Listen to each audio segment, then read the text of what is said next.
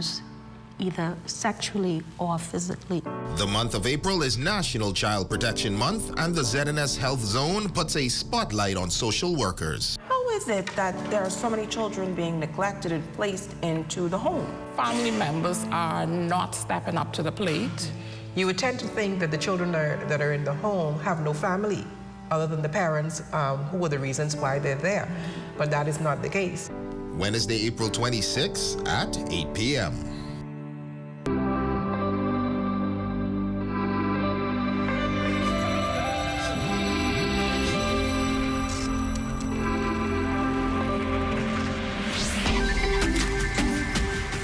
You're watching the ZNS Network, the People's Station.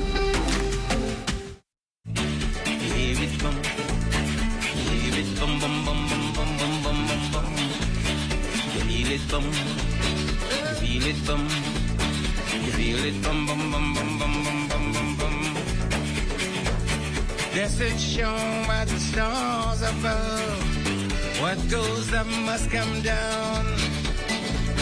Here's a man that is born of a woman, has about a short time to live. All agreeable, needed feeling now, yeah. That's the sailor man's son.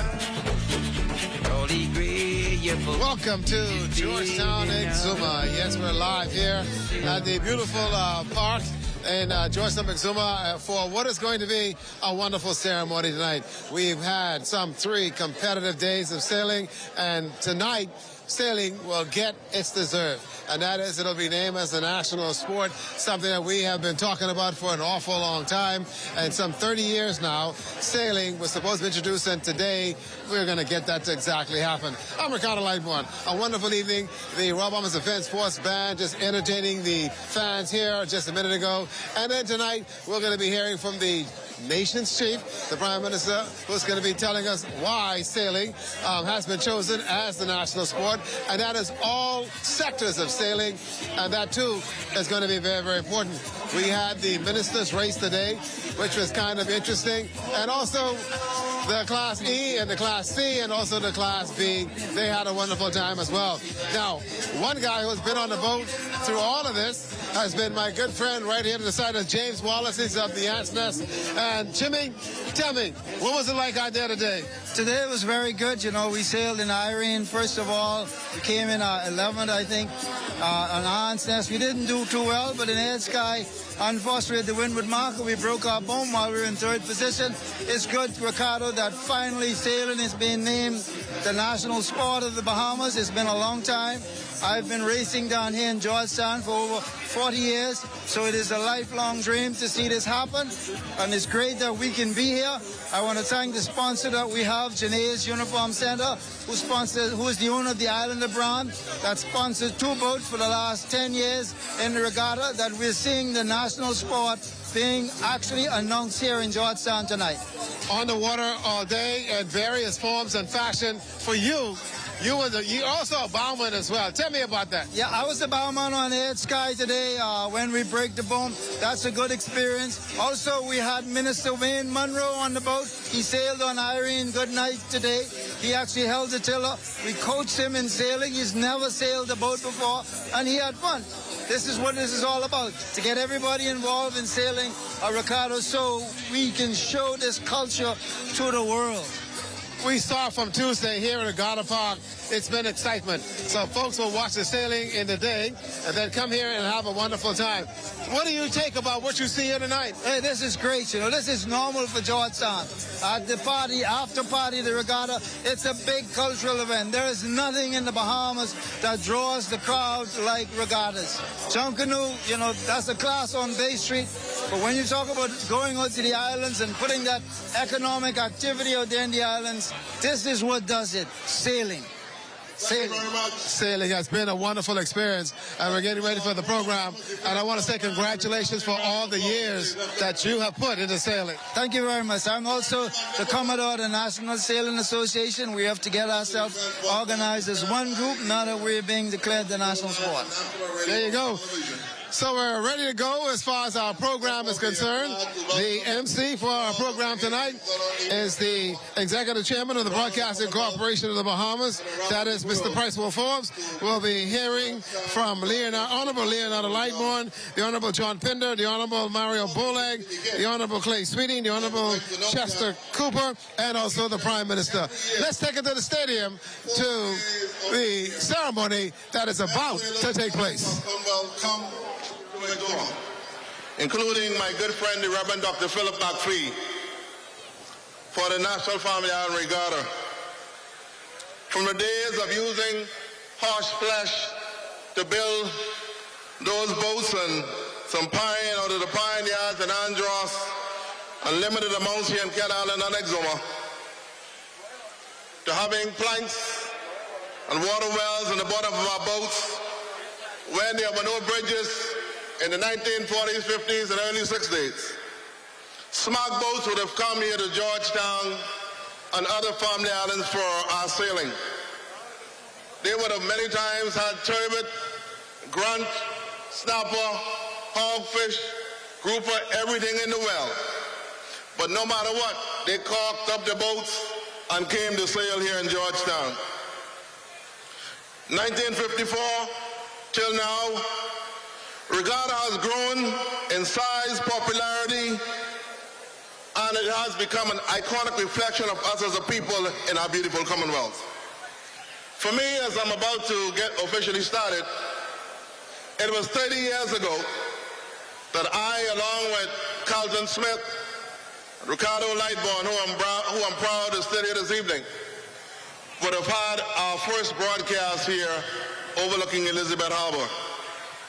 I just returned from university, and at that time we had seen how other Caribbean brothers and sisters had pedestalized and also had made their culture and celebrated it in no small way. But we in the Bahamas were a bit reticent to do the same. Therefore, I was glad to adopt the nomenclature, the name, the hometown boy. Today, as we celebrate 50 years as an independent country, Jamaica is known for its reggae, ackee, and saltfish, and some good old cricket. In Tobago, they would have kaiso, calypso, soca, all the traditional cuisines, and some steel pan music, and some cricket at the Kensington Oval. I note the fact in Antigua and Barbuda they would do the same with their charms and their beaches, St. Lucia, churches, and festivals. But we in the Bahamas, we have learned how to celebrate our own thing. And this evening is a very special evening. So I was proud when the minister brought me at a retirement and my good friend, the Deputy Prime Minister, to come and be here this evening, because this would only happen once in a lifetime. And so this evening we've come to celebrate the naming of our thing. Our thing. Sailing as our thing. Sailing, sloop sailing as our thing this evening. You should give yourselves a round of applause for that one. Give me some music, man. Come on. Down home. The Reagan script, come on.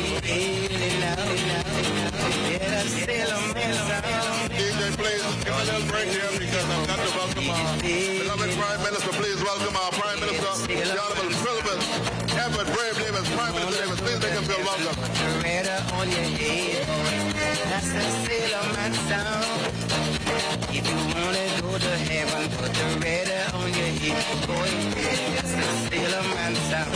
Good to see you, Prime Minister. And you know, you may be seated for exactly 30 seconds because we are in Exuma, the home of the Deputy Prime Minister, and from here we're going to Long Island, and then we go over to beautiful Cat Island. At this time, please stand once again as we welcome His Excellency, our beloved Governor General, the Honorable C.A. Smith. Make him feel welcome, please. Our Governor General.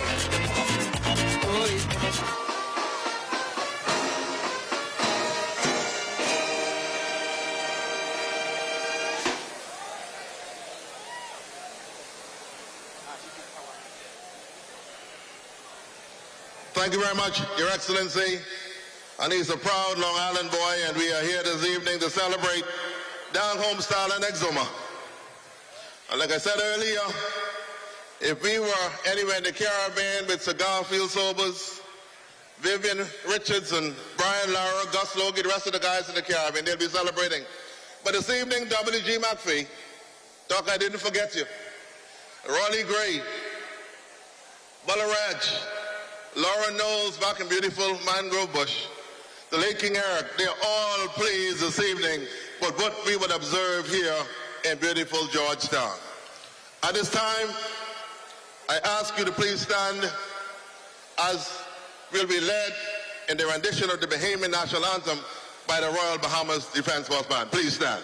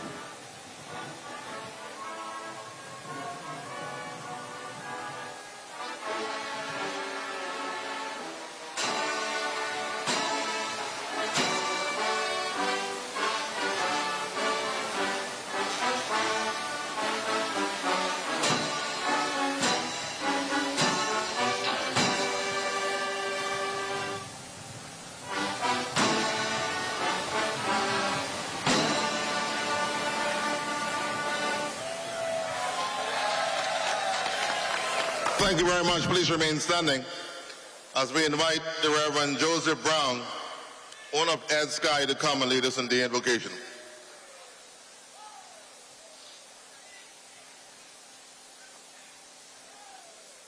Let us pray. Eternal God of heaven and earth and sea, we thank you for this special occasion for which we have gathered here today to officially announce sailing as our national sports. Mighty God, we thank you for giving our government the wisdom and grant them the knowledge to do such thing. God, we pray right now as we hallow this moment, and we thank you for our forefathers and mothers who have made this day so special for us. Heavenly Father, we pray that your favor would be upon this proceeding tonight. Lord, we ask that you grant us your grace and your mercy, that as we continue to move forward in the Commonwealth of the Bahamas, that you will take us to higher ground. We cover sailors all over the Bahamas right now, that as they accept the fact that this is our national sport, that we will join hands together and take this to a new level. In Jesus' mighty name we pray. Amen. Thank you very much. You may be seated.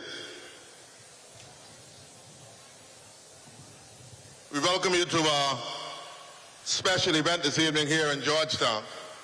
And those who are joining us on the ZNS Radio and Television Network, on social media platforms, and all the other carriers of this special event, good evening. I was asked by a young lady just now to try and remain dignified and to act the way the late Sir Charles Carter would have comported himself. But if you were to be thinking and reflecting over the past 30 years and what regattas and homecoming and sloop sailing has meant to this country and its growth and development as a people, this feeling of joy and ebullience and celebration is very hard to keep contained in one's body. I've seen sleep in the villages and communities come alive. And the young man that I'm about to introduce is one who can speak to the same because he hails from a part of my proud hometown, of the beautiful Mangrove Key. Help me make welcome my friend. He serves as a member of Parliament for North, Andros, and the Berry Islands. Serves also in the high office as Parliamentary Secretary in the Ministry of Marine Resources and Family Island Affairs. The Honorable Leonardo da Vinci Lightborn. Help me make him real welcome, please.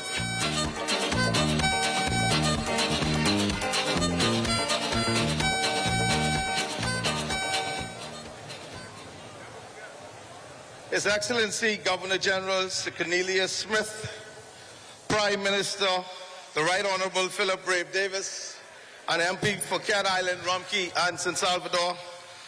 This event host, Deputy Prime Minister I. Chester Cooper, and the MP for this great island of Exuma and Regatta Island, my Minister, Minister of Agriculture, Marine Resources and Family Island Affairs, and MP for Central and South Elutra, the Honorable Clay Sweeting, Minister of National Security and MP for Freetown, the Honorable Wayne Monroe, Minister of Transport and Housing and MP for Elizabeth, Mrs.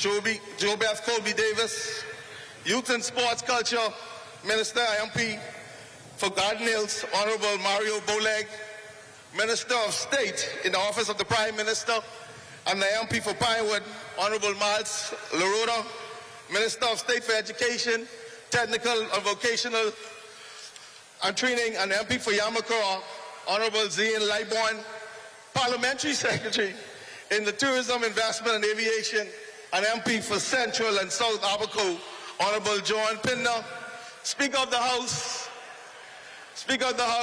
and MP for Bamboo Town, the Honorable Miss Patricia DeVoe, the Leader of the Opposition, and MP for Marco City, Mr. Pintard. Ladies and gentlemen, British High Commissioner Mr. Thomas Hartley, our moderator for the night, Unveiling Mr. Picewell Forbes, and our chairman for the broadcasting, ZNS, the Royal Bahamas Police Force, the Royal Bahamas Defense Force, the Exuma Regatta Sailing Committee, all skippers and crews of those wonderful sloops you see out there, musicians, artists, and the media, all those that travel from near and far, last but not least, to all the Exumians, a very special good night. That was long. On July 10th, the Bahamas will mark a significant milestone. We celebrate 50 years of God's grace, kindness, and love for our Bahama land. The Ministry of Agriculture, Marine Resources, and Family Island Affairs look at how we came to make contribution to this milestone of history making in the Bahamas. In this regard, the minister, along with the team, decided that we will be named the national sport in the Bahamas. With no objections from the opposition, it was passed in Parliament. Sailing has been the bedrock of transportation, boat building, ocean freighting, pleasure boating, commercial fishing, competitive sportsmanship, and finally, a royal regatta. It was so special to us as Bahamians. We had Prince Harry and his wife racing against each other and teaming up with some of the very best Bahamian sailing talent. Even today, we had our ministers and parliamentary secretary cup race. But I would love to keep my job, so I won't say which minister won and what position they came. Without sailboats, it is highly unlikely that the Bahamas will exist. As it is today, as a nation, a far-flung island community is stretching some 600 miles from the southeast to northwest, from just beyond the Windward Passage to less than 100 miles to the coast of Florida. On behalf of my minister, the Honorable Clay Speeding, it is indeed my pleasure to welcome you here today as we mark this remarkable occasion to etch today as history in the making in the Commonwealth of the Bahamas. Ladies and gentlemen, boys and girls, welcome, welcome, welcome. Thank you.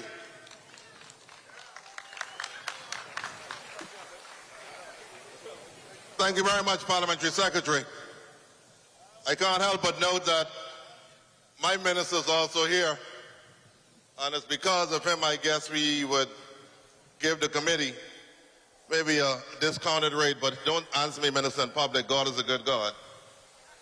You could answer your colleague, the Deputy Prime Minister, in Cabinet incognito. Don't do it here. But we are proud to be here. All the stalls seem to be full with people. Lots of good down-home food. And what I love, our music is being expressed publicly all week here in Exuma. Give yourselves a resounding round of applause. To Danny Strawn and the organizing committee members, all the skippers and boaters, we can't forget you. You are a key part of this regatta here in Georgetown. At this time, you're going to hear from the fine Member of Parliament for South Abaco. He also serves as Parliamentary Secretary within the Ministry of Tourism, Investment, and Aviation. At this time, let me welcome the Honorable John Pinder. Make him feel welcome, please.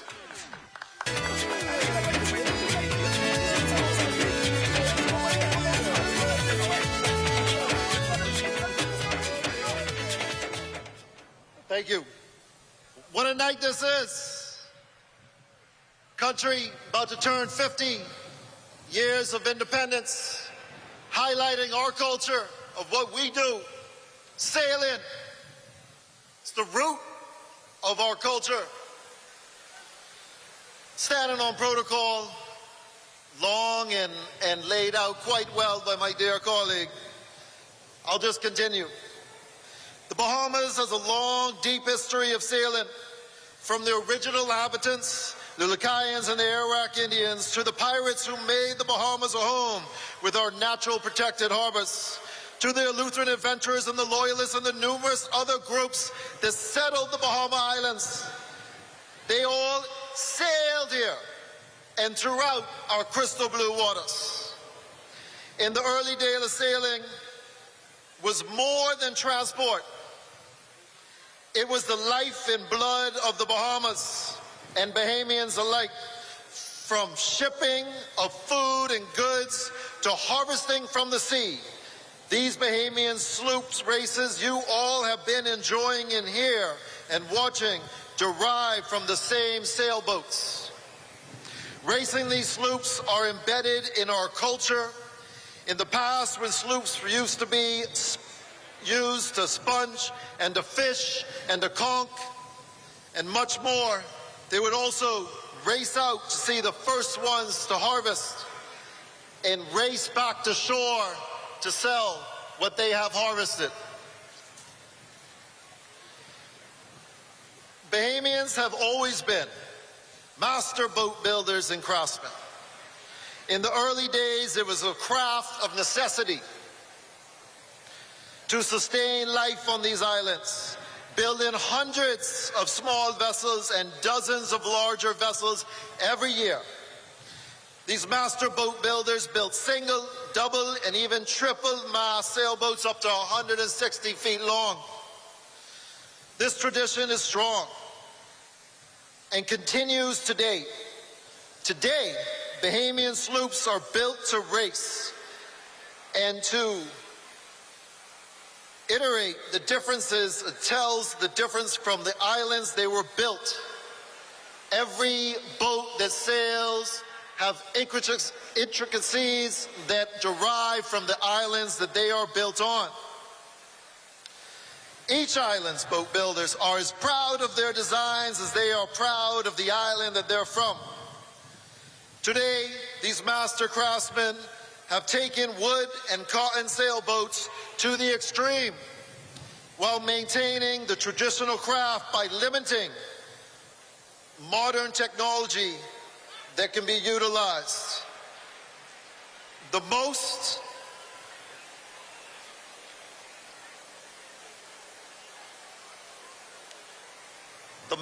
and the booms are stretched to the max, with the booms noticeably extending more than half the boat length from the stern. You know, at this time, I would normally name some of the master boat builders and most talented sailors. However, I am limited to time, and the list is as long as the breadth of our archipelago. Sailing is in our blood, and our culture is rooted in sailing. I can remember when a group from Hopetown resurrected the Albica Rage from her slumber in the protected harbor of Matawar, spending my afternoons and weekends helping wherever I could. I was hooked and amazed by the process. Having sailed from a very young age many different modern sailboats, I have always been addicted to sailing. However, sloop sailing filled a place in my heart and my soul, and I know many of yours. We are not sons of the soil. We are sons and daughters of the sea. Sailing in the Bahamas has a bright future. With the knowledge and skills taught from generation to generation, sailing will always be a part of us all. The youth are our greatest resource, and we must make it a point to pass down our culture of sailing. Sailing will bring and enhance many life skills of teamwork, work ethic, and the strive to push harder and win. Sailing broads down the limits and the boundaries, breaks down the limits and the boundaries. Sailing opens doors across this world, and has been proven with Olympic medals and top wins from the most competitive regattas across this world. Sailing is a part of us, and sailing is what we're here speaking about tonight. So as we will move upward, onward, forward together in our initiative to make sailing bigger and better in the Bahamas. Thank you very much. My work is on the water. We diving through no line is how I survive. Free diving and throwing out line, and I still like to go fishing on the rock. But John, you're a little younger than the hometown boy. I came from the era when you would have been using the boat. You had the greens, Dr. McPhee, and the oars back in those days. Them little seagull motor, if they spoil, you know, God is a good God. If the engine goes bad, you're in trouble. But that's sea well. And Doc, you know, I would want to ask you to stand along with Buzzy Rollaby's in the audience somewhere, Mark Knowles, Reverend Joe's on the podium, Stafford and Bristol. These are some of the guys who would continue and have now continued to carry the heavy burden of sailing in our community. Doc, please stand. Let us recognize your honorable, my good friend, the Reverend Dr. Philip McPhee. Give him a round of applause, please. A fighter for sailing in our country. Doc, we love you, my brother. Lundy and King Eric and those who are proud of your efforts this evening. Sailing is now going to be officially our thing as soon as the Prime Minister is done here this evening. Our next presenter is a young man who we've seen his stick-to-itiveness and his energy in no small way being transmitted to our beautiful fair land. It was just a few days ago in this great leadership in his ministry that we had one of the most successful Carifta Games ever held in our country. He's a hard-working minister, he's a no-nonsense man, and he's one that the Bahamian people could count on. At this time, help me make welcome our Minister of Youth, Sports and Culture, the Honorable Mario Bowling. Make him feel welcome, please. Sailboat, sailboat, sailboat.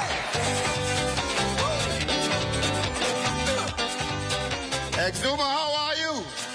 Now I got that chance. Exuma, are you out there? Good breeze blowing. That sounds more like it. I want you to know it's indeed a great pleasure to be here to witness history in the making. Generations of sailors learned how to tack right here in Elizabeth Harbor. While these skippers pitch their sails, hundreds of Bahamians and visitors participate on the onshore activities and enjoy the authentic Bahamian food and drinks. This is Sailing Regatta, the only event in the Bahamas where sports and culture are on high display at the same time. The economic impact it brings to every island is another major component. Boat building, sail making is all a unique part of regatta, which makes sailing indigenous to the Bahamas. Organized sailing has been a part of the Bahamas cultural heritage for the past 70 years, beginning with vessels racing over the tongue of the ocean on the islands where low tide prevented the deep keels from entering. Sailing is the only sport that connects the country. There are sailing races all throughout the year, climaxing in December with the best of the best. Sailing is truly the Bahamian most popular pastime. The National Family Island Regatta still stands out as the most premier regatta in the whole circuit of regattas, simply because of its rich history and organizational structure. For 67 years, this regatta has been instrumental in bringing together people and boats from all over the Bahamas. This is where it's at, Exuma. Our junior sailors also participate in this regatta. Optum sailing is also popular here on the island. And I want to take this opportunity to congratulate Dallas Knowles, Jimmy and Laura Lowe, and the Bahamas Yacht Club, who take the time to teach our kids to sail the Optums, the Sunfish, and the laser boats. From this group of sailors, we will see the next golden medalist in sailing like Sir Durward Knowles. To Danny Strawn, Commodore of the National Family Regatta. Thank you, thank you, thank you for your service to our country. This is also a special thank you to the hard-working visionaries, organizers of this important event. Sailing, regatta, unique sports culture, experience. You can only find it right here in the Bahamas. I thank you. Hey, the Islanders, we're back. Oh my goodness, music. Oh, that's it. Rock it. Thank you very much, Minister. I am proud that this next group stayed with us this evening. I was told to be at the LPIA this morning at 5:30. And when I arrived, this group of young men and women who represent our country so well were there, only to be somewhat disheartened by developments at the airport, everyone trying to come down home to Exuma. For the drum major and band major, whatever the name would be, and those who direct the Defense Force Band, I'm glad that you are here. You heard from them earlier, and now that we are broadcasting to the entire region and to the world, help me make welcome once again our very own Royal Bahamas Defense Force Band live in Georgetown, Exuma.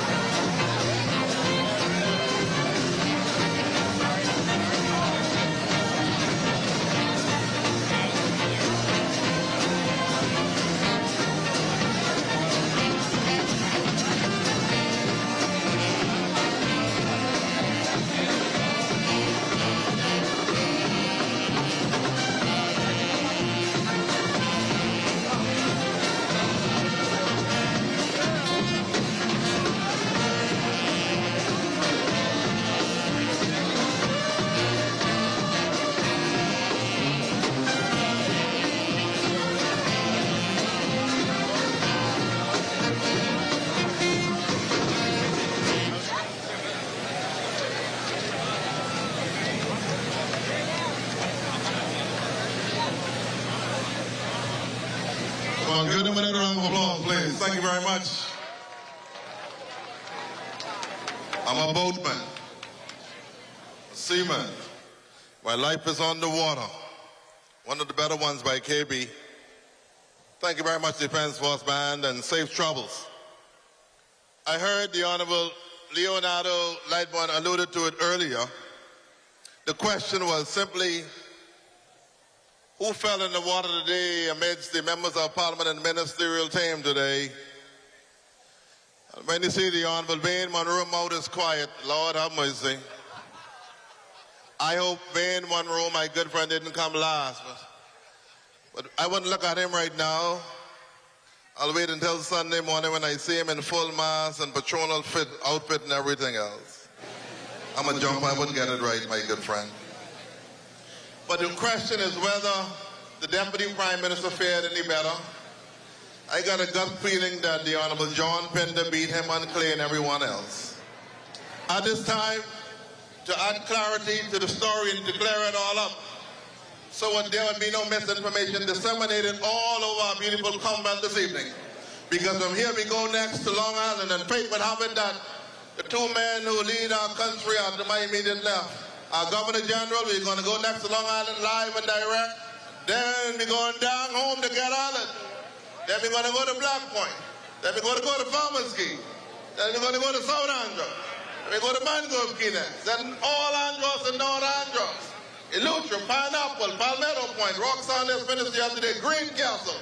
We're going to be all over. We have some 15 other events to broadcast live this year on the ZNS Radio and Television Network. At this time, to clear up the story as to who fell in the water today, who came last here in Elizabeth Harbor, help me make welcome the giant slayer, the Honorable Clay Sweeting, to tell the story to write to the people.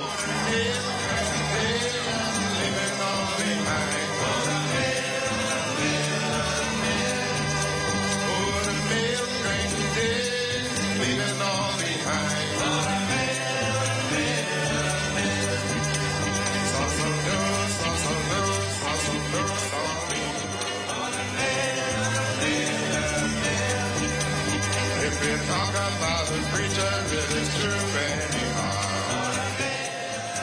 I know I see a laugh. But I'm going to clear it up in a minute. But before I get to that point, Axuma, how are you? Axuma, how are you? I know protocol has been established, but it'd be remiss if I didn't recognize the persons that worked so hard in my ministry to make this event possible, as well as other committee members. I want to recognize the National Family Island Regatta Committee, the sailors, the sponsors, the local government team, the Regatta desk with Mr. Barry Wilmot, Cindy Gay, and Kristen Palacios, acting PS Neil Campbell, organizers, and the people of Axuma for this historic event, which I consider the grandest regatta hosted during my tenure. I must also thank and recognize the presence of the Governor General, His Excellency Cornelius Smith, the Honorable Prime Minister Philip Brave Davis, the Deputy Prime Minister, I, Chester Cooper, parliamentary colleagues, as we sit here this evening to cement sailing as the national sport of the Commonwealth of the Bahamas. I would also like to thank John Pender and Leonardo Lightborn, who co-chaired the committee that organized this evening to launch sailing as our national sport.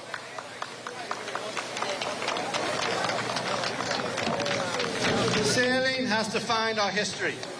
It is how our ancestors traveled to our beautiful country.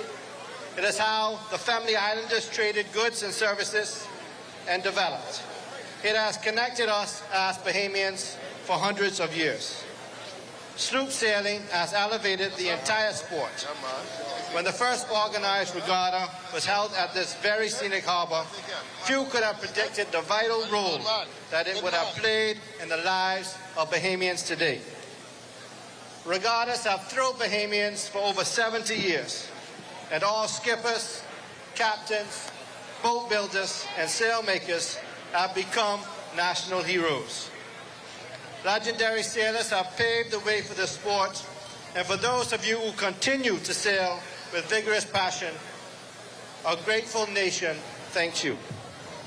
You have worked very hard to compete, to showcase your talents, and the world has taken notice how hard you work. You are keeping up the momentum, and we continue to marvel at your stellar and fierce performances on our waters.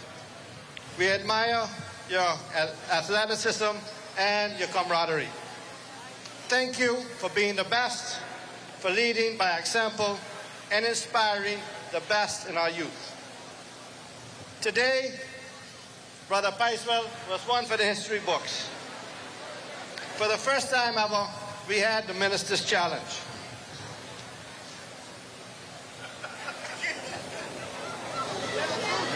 Thank you, Deputy Prime Minister Parsec John Pinder, and the Minister of National Security, Ray Monroe, for being good sports and participating. I want to congratulate the Member of Parliament for the Axumas and Ragged Island, and the Deputy Prime Minister, your boy from Axuma, who victoriously took on this inaugural challenge upon an Axuma vessel and took the crown. Now, hold on.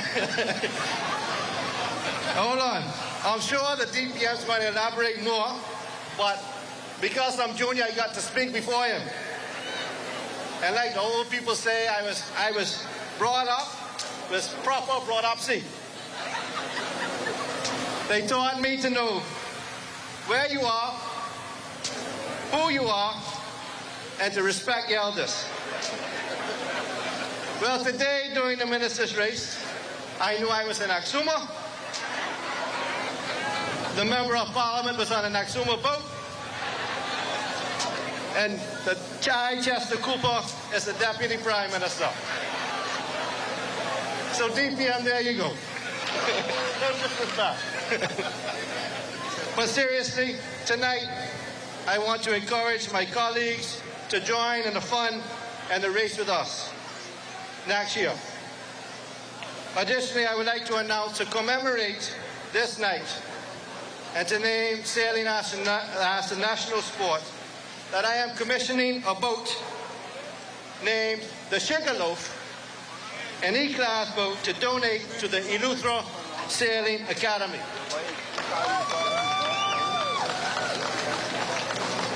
We must support our youth and build our sailing. I also want to ensure that you will see a C-class boat that hails from Eleuthera at the National Family Island Regatta next year. As we enshrine sailing as a national sport, it is my vision to see a sloop representing every family island and a youth sailing club to match. I would also like to take this privilege to recognize Commodore Dennis Strawn, Vice Commodore Clyde Roll, and the rest of the committee who have worked tirelessly over the decades to orchestrate a world-class event. This is and will forever be an awe-inspiring social and cultural celebration that we know will continue to evolve over the next 50 years. There's no doubt that regattas have brought a renaissance to the Bahamas, as these events cause every flight, hotel, and car to be put to capacity. Regattas are hosted by us, but more importantly, for us. Your fellow Bahamian, sailing is a common denominator for our people, and as we evolve as a nation, we must recognize our uniqueness and give space for growth and challenge and change, as this is one reflection of our cultural identity. We are proud to showcase and celebrate this, especially during our 50th anniversary of independence. And now, it gives me great pleasure, and if he brags too much about the race, cut the mic. This is my event tonight, to invite the Deputy Prime Minister of the Commonwealth of the Bahamas, my good friend, and the Member of Parliament for Axuma and Ragged Island, the Honorable I. Chester Cooper, to bring remarks. They're coming from far, they're coming from America and Canada. Hear me, hear mama, here come far. They're coming from far, they're coming from America and Exuma, I love you. Good to see all of you. And I'm very humbled, but I am on top of the world tonight. I want to thank my friend and colleague, Minister Clay Speeding, for that concession speech. This is a great day, a great time in Exuma. It's great weather. The vendors are happy. Exumians are happy. Our guests are happy. And that makes me happy. It warms my heart to see all of you, and I thank you for coming. Sailing got better today. This is the best day in sailing that I have ever seen. And despite what Minister Clay said, they tell me that when it's true, it's not bragging.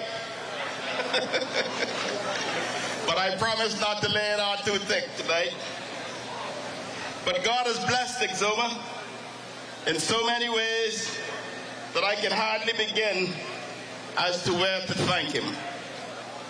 We have the most beautiful waters on planet Earth. We have the best fishing in the world. We have the most magnificent sailing. We have the friendliest people. We have the sweetest music and the best straw work.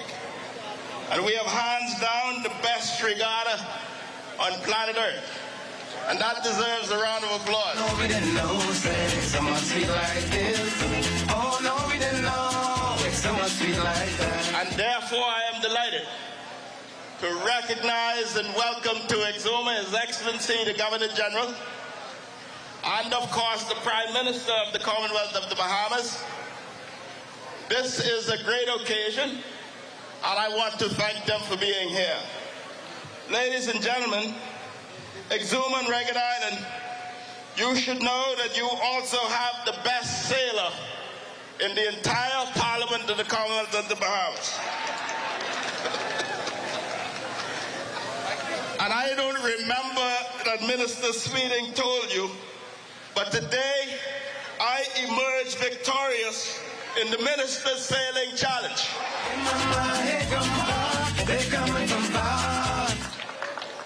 And I heard many versions of the story, but Exuma, to put it simply, I did it for you. You deserve this trophy, and I am enjoying the boasting tonight for all of us. And I will defend my trophy next year. And I invite more of my colleagues to participate. The Honorable Minister for National Security, he said that he didn't come last today because he beat all of the members of Parliament who didn't participate.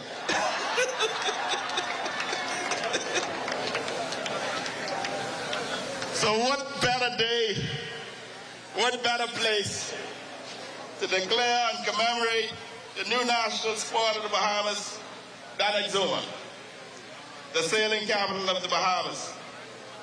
For years, we waited for National Family Island Regatta to return, and now she's back, bigger and better than ever before, and the wait was worth it.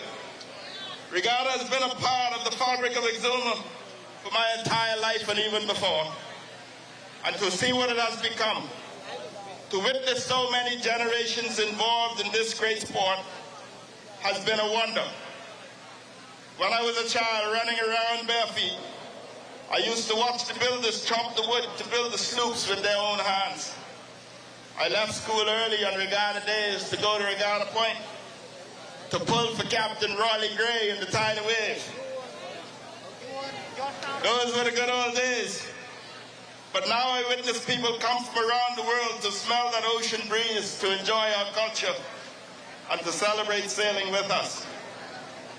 The National Family Island Regatta has thrived and survived, and has done so for many reasons. But perhaps most of all, because we would not let it die. For that, I want to thank the boat builders, the skippers, the sailors. I want to do a special thank you tonight for Chairman and Commodore Donnie Strawn and his committee for their dedicated and consistent leadership, and I ask you please to give him a round of applause.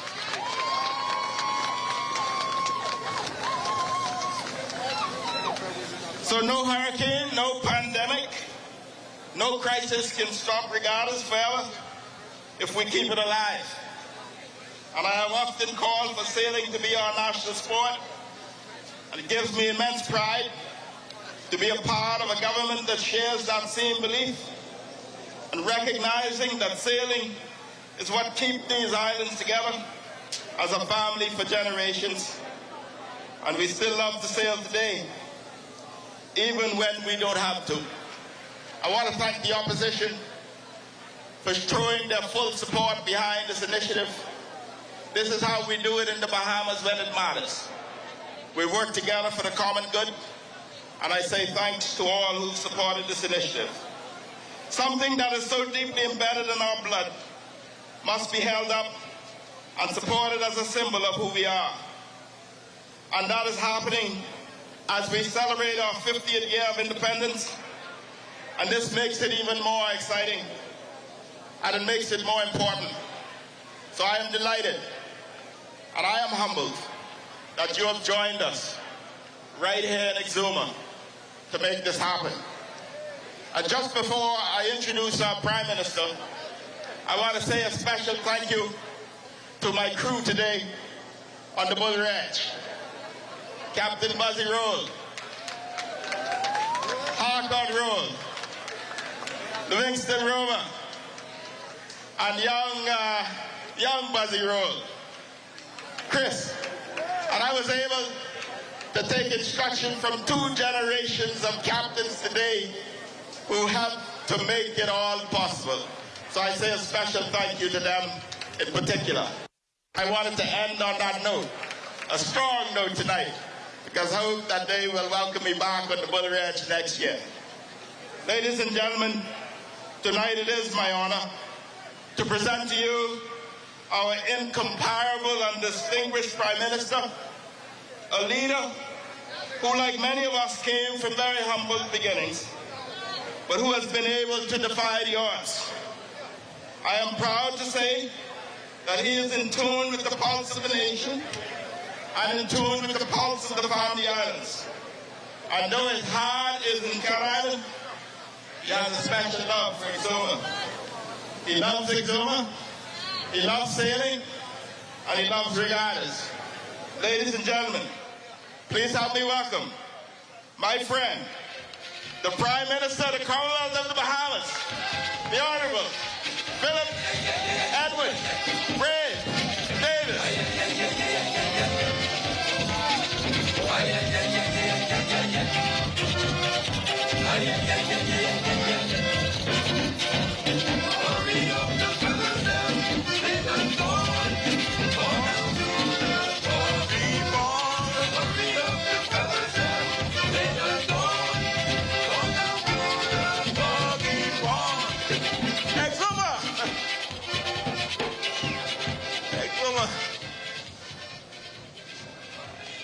I want to say good night to all of you.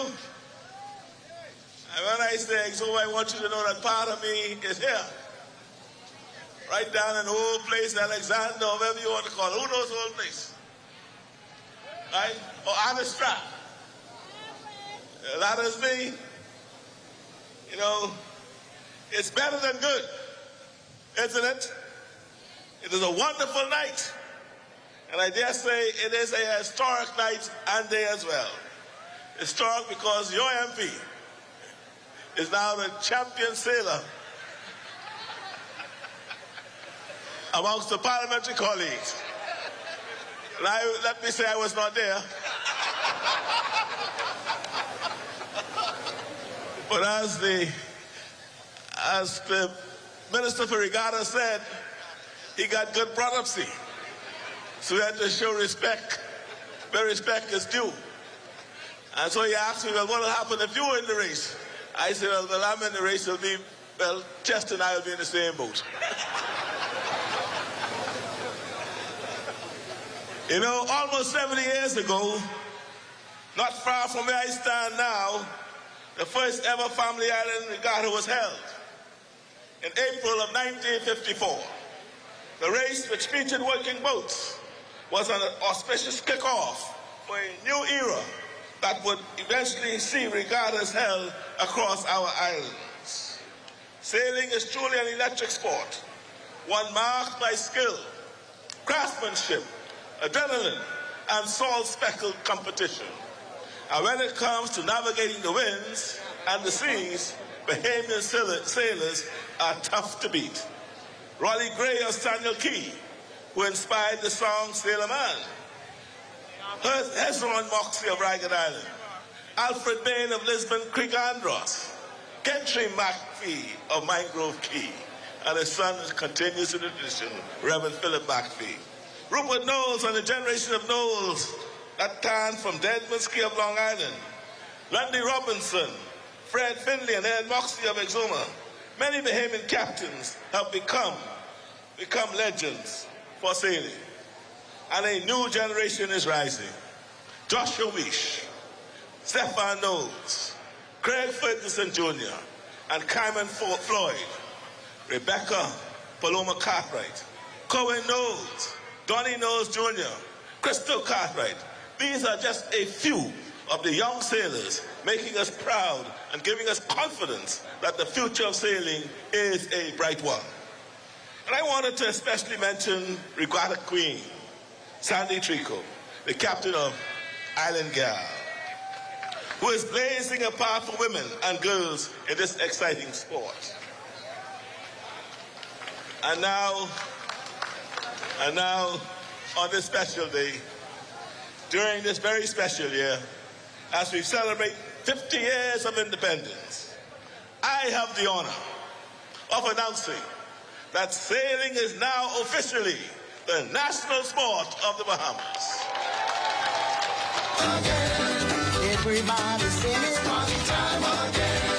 Hear the music playing, party time again. Everybody's dancing, party time again. No time for romancing. Oh yeah. So Regatta Queen, remember this day.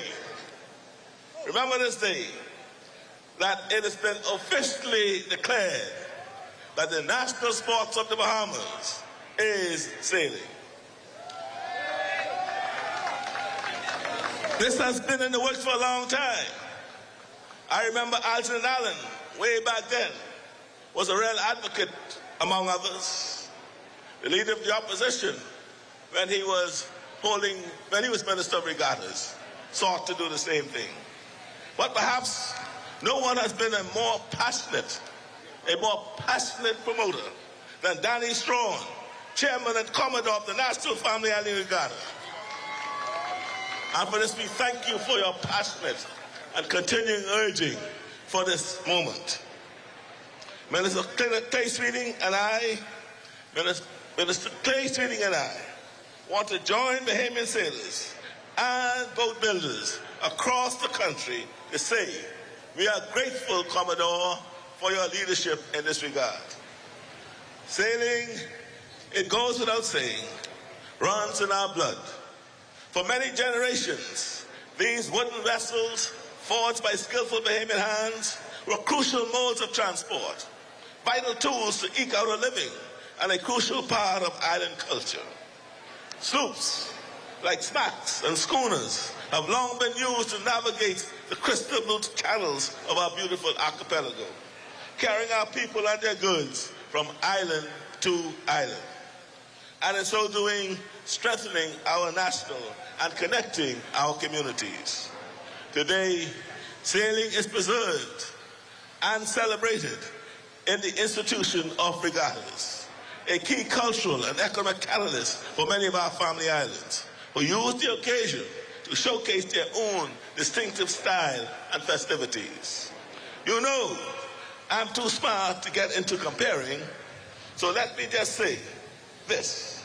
There are three things you can always expect to find at any Bahamian regatta, and that is good food, good competition, and a good time.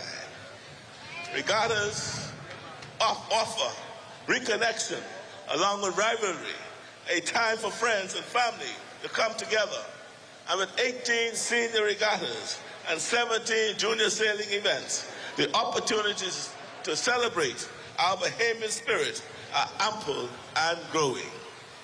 There's so much to love about sailing, from the expert craftsmanship that goes into building the sloops to the dexterity of the sailors themselves. I know that when I see the sloops peeling through the surf, their sails full,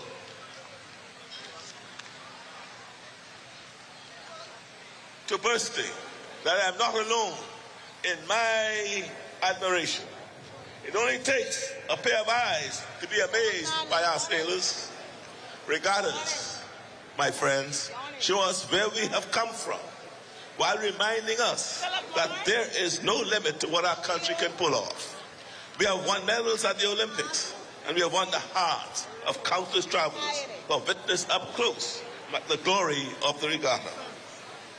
I want to be clear that finally taking the legislative steps to officially making sailing our national sport is going to have a real impact, because this new designation will be accompanied by a new commitment to expanding access to the sport, to make it truly inclusive. We need more scholarships to our sailing academies and more boat building apprenticeships, so more and more of our young people can compete and continue these proud traditions. As my friend Clay Sweeting says, and made it clear in Parliament, sailing has always and will always be a part of who we are as Bahamians. It is part of our national legacy, and I can't be more pleased to officially name sailing as the national sport of the Commonwealth of Bahamas. May God continue to bless us. Thank you, and may God continue to bless our country and bless sailing.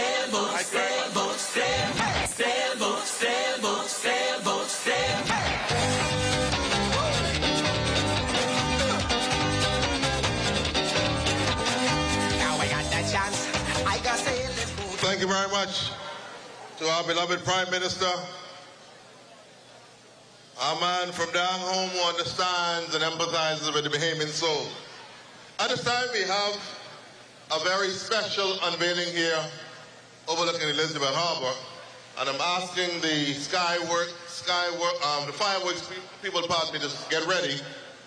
I think they wanted us to give them a cue, so we're going to go now and turn our attention to the monitor just behind us. So we want our dignitaries, if we can have our protocol people to assist, especially with the Governor General, so we can watch the video presentation just behind us. And afterwards, we have the fireworks. Protocol, please assist the Governor General and members on our day. At the very beginning, the sea was a part of our story. The first to settle these shores came by way of boats. Sails would come later. An ancient civilization that existed here thrived through the skillful use of wooden craft and their knowledge of the stars and the sea.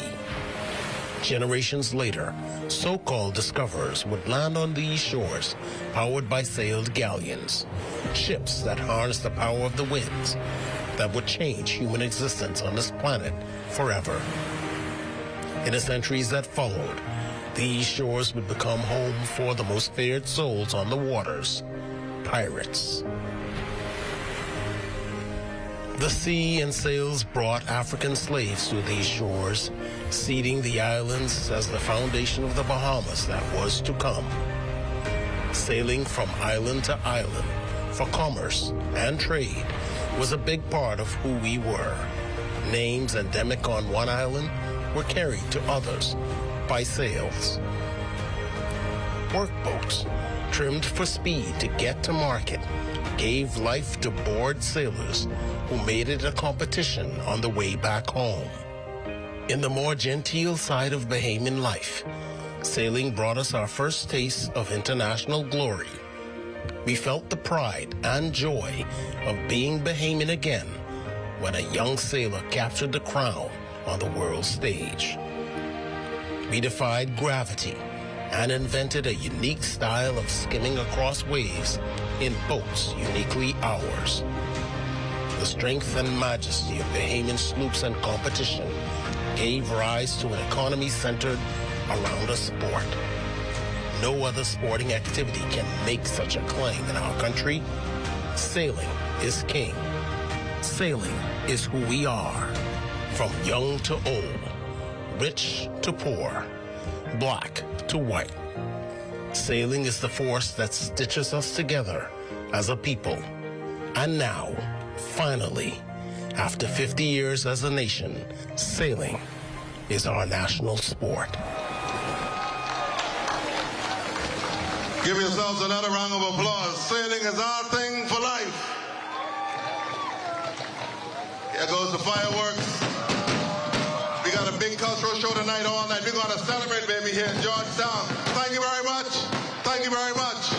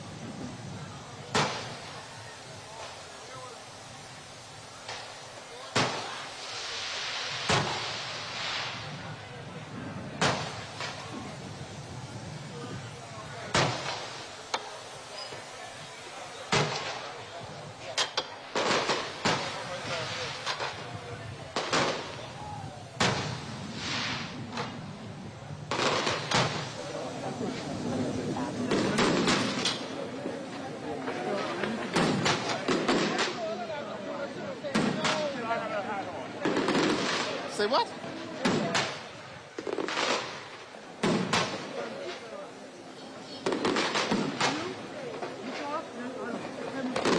Excuse, say what?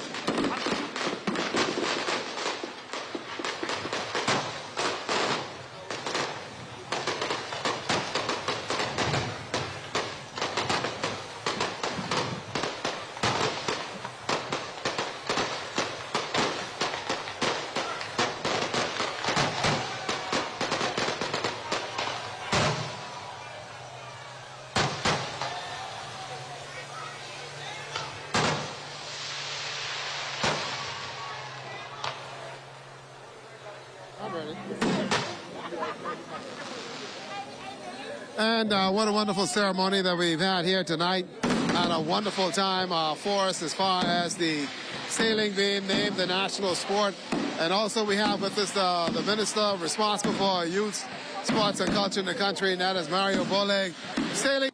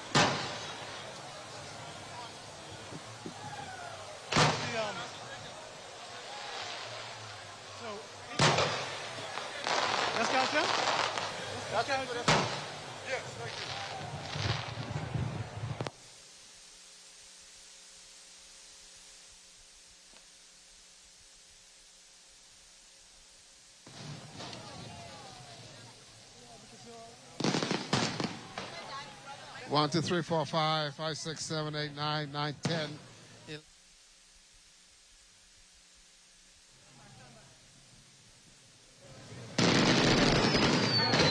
Okay, we do apologize for that, but the Minister of Youth, Sports and Culture with me, the Honorable Mario Boleg, seeing what's happening with sailing, and this ties into the Bahamas Games. Plus, you had the torch run here in Exuma to start all the activities. You're going to be busy. Very, very busy. I'm just happy that history in the making has finally come to pass on April 21st, 2023, as we're about to celebrate our 50th year of independence anniversary. That the only sport that is very indigenous to us, we build our own boats, our own sailors, so it was only fitting that we make this the national sport. Earlier today, we started the torch baton run for the commencement, to do the countdown from 75 days for the commencement of the Bahama Games. So I'm happy that we started right here on the family island of Exuma. The baton will go from north to the south and end up back in central inside New Providence when that time comes for us to begin the Bahama Games on July 7th. I tell you, it's going to be a wonderful experience, Minister. I know you got your hands full. Much is going to happen. You missed out on the sailing today. Well, I was on the sea, but I was coaching. You know, Wayne Mano didn't listen to me. If he didn't listen, he might have come higher up the ranks. But I was the only surprise was that John Pinder came in second and Clay was third. But we thought the race was between Clay and Deputy Prime Minister. But however, DPM won it. But next year, I will challenge them. There you go, the Honorable Mario Boleg. He's going to be great. Minister, it's always a pleasure to see you. And we'll see you in another couple of days over in Long Island. And there you go. The Honorable Mario Boleg. Sailing is now the national sport of the Bahamas. We never have to worry about cricket and all those other sports again. Everybody learn to sail. You know that the British time as well. He's still here and enjoying the sailing. We had Class B and Class A. What a great day of sailing, and the final day of sailing tomorrow. Don't forget, 2 o'clock tomorrow, we'll give you all the highlights on Regatta time. Until then, I'm Regatta Lightborn in Georgetown, Exuma, sailing on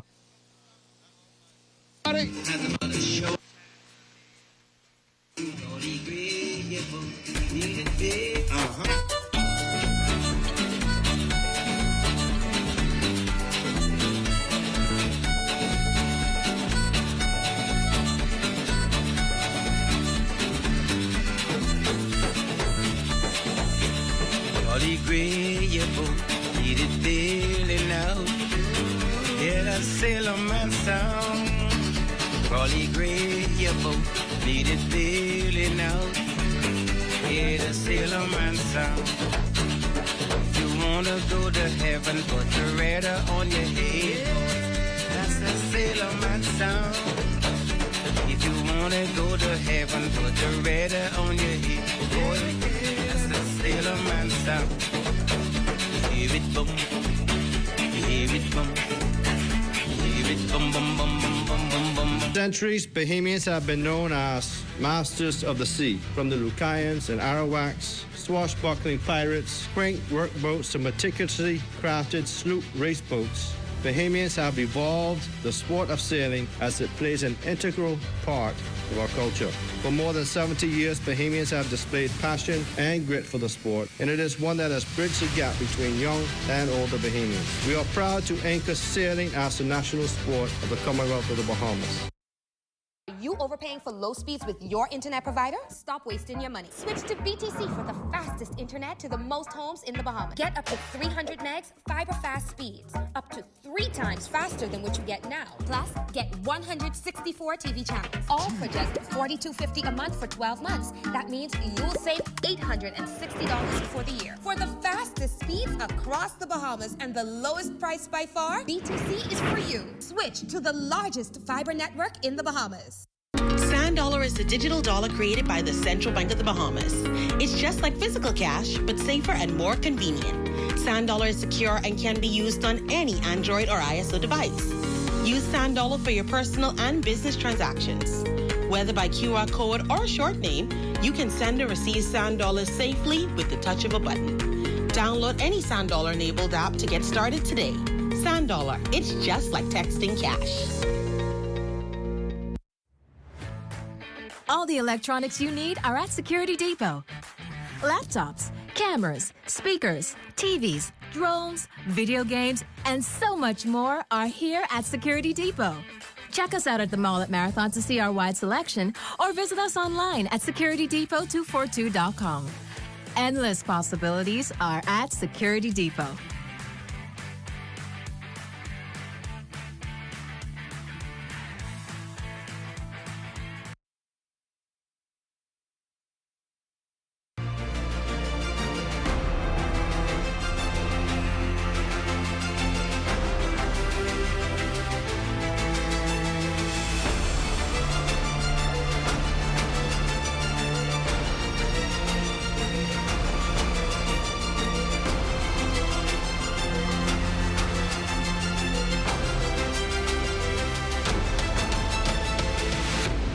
We look forward to opportunities to be able to help develop our own island and to see the Bahamas develop, where we can better equip ourselves to become the leading entrepreneurs in our country. So that was one of the things that I had looked forward to, so with great anticipation. I had owned a construction firm, and shortly after that, I owned one of the busing company that have lasted for 45 years, which we gave up 2 years ago. It was called BCHR. A couple of us got together and formed a bus company to convey the children at that time when the school, high school was built in 1976. So in 1976, we provided transportation ever since until 2 years ago, February. So that was one of the avenues that I look forward to. And then a couple of us got together and they formed basically to form a boat company, which is called the Exuma Pride. So I was a part of that, which did not last very long, but I was part of that. Anything that would advance Exuma, I was a part of it. I was a part of organizing one of the first brokerage company on the island of Exuma, called Exuma Island Brokerage Company. Later it became CP Morley Brokerage Company. And then I became a part owner of a real estate company. So I was a part of that as well. So I got involved into most business activities that were happening on the island of Exuma. When I went to school, I walked from here to Rollville. I walked from here to Richmond Hill, where there's no road. We had to walk across the sea. I walked from here to Rocas Point. I walked from Rocas Point to Mount Thompson and arrived back home at 9 o'clock in the night. I want to see a better way of life for our children. So my children didn't have to walk that. By time of independence, we had a school here in Short Manor, which my father was one of the adjutants for. He advocated for it. And so we had school, and we did not have road. We barely could have ride bicycle and horses on our road.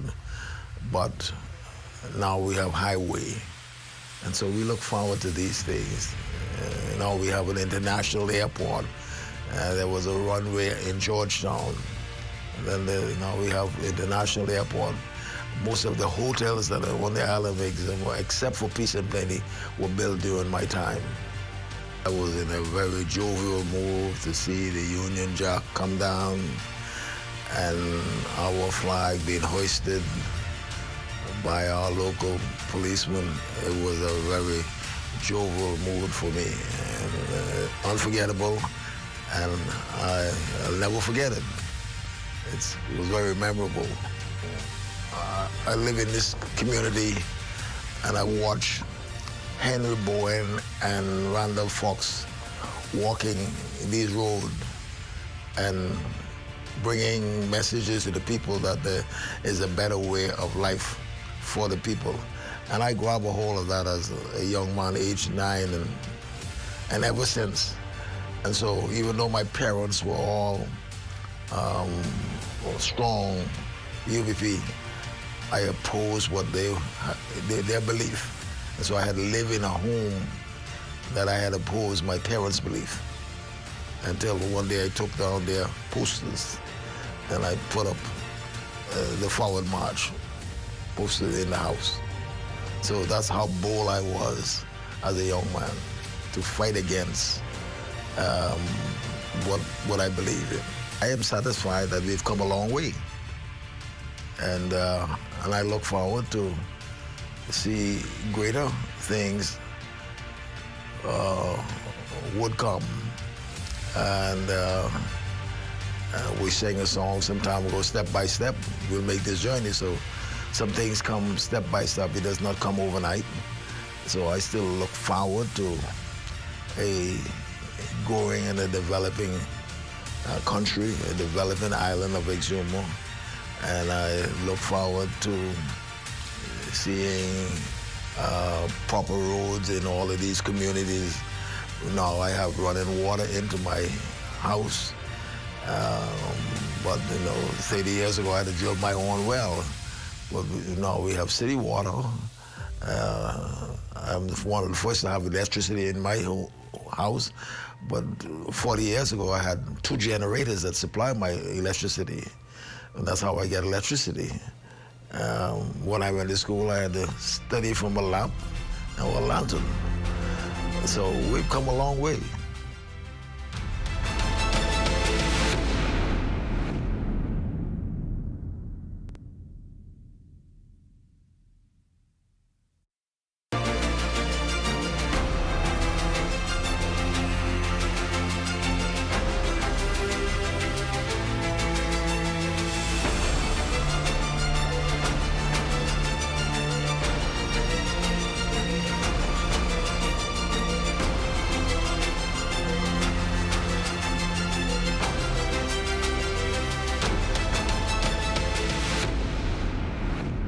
I've had many great moments in my lifetime, and I thank God for the opportunity I had to serve in so many capacities.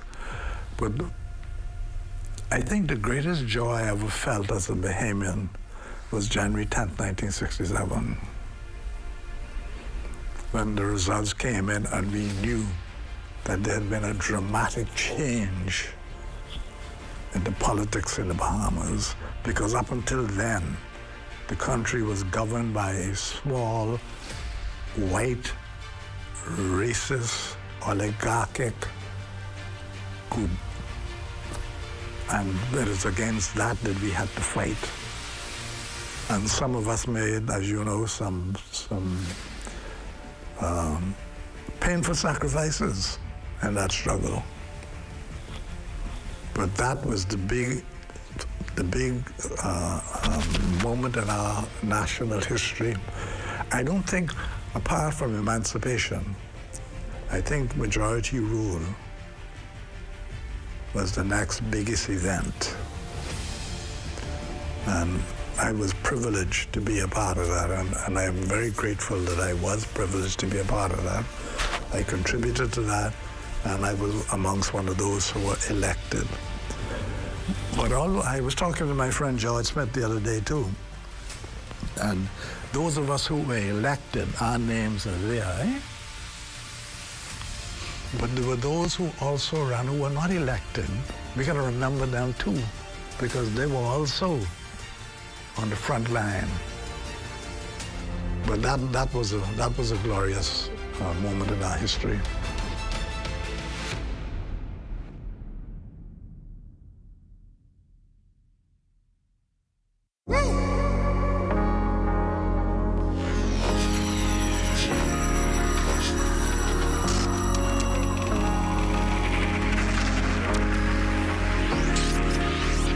You're watching the ZNS Network, the People's Station.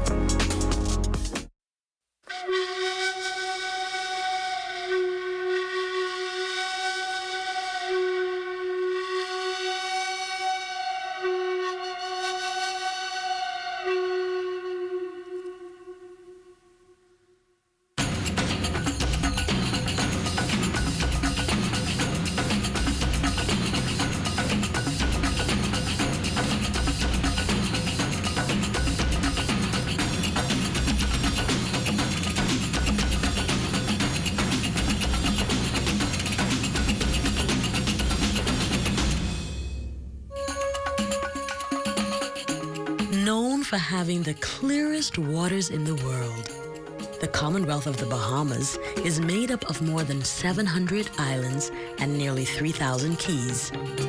Geographically, the Bahamas is considered to be a part of the Caribbean and lies in the Atlantic Ocean, extending more than 600 miles from Florida's eastern coast to Cuba's southeastern tip. When the sea level dropped centuries ago, the islands of the Bahamas were formed as a result of coral reefs becoming dry land. Out of the 700 islands and keys, approximately 30 are inhabited.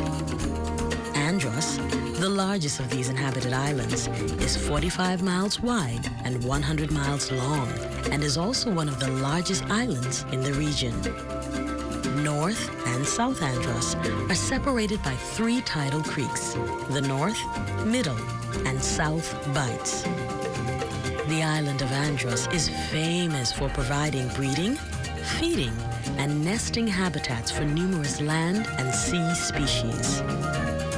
The island's eastern side is characterized by a well-defined coral ridge and its dry, broadleaf evergreen forest. Local conservationists have recognized that many of the marine and terrestrial life are closely linked through above-ground tidal waters and underground through porous limestone rock and interconnected blue holes. These valuable and vulnerable natural resources make Andros an ideal demonstration site for the Integrating Watershed and Coastal Areas Management Project, funded by the Global Environment Facility and executed locally by the Nature Conservancy on behalf of the BEST Commission of the Ministry of Environment. The Nature Conservancy established a program in the Bahamas in 2003. And one of our main focus areas was Andros, as an island that showed a lot of potential for conservation. And the reasons for that really lies in the fact that Andros is the largest island, largest landmass in the Bahamas. It contains significant biodiversity as well as some really critical ecosystems and habitats across the entire island. One of the key things with Andros, too, is that most of Andros is water. When you look at the west side of Andros, there's expansive wetland systems, there are creeks.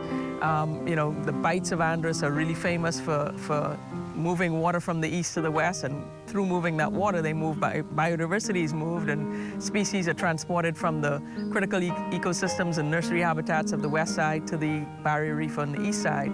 So just looking at Andros on a map and seeing exactly the makeup of that island, it's really something that, is special. It really is.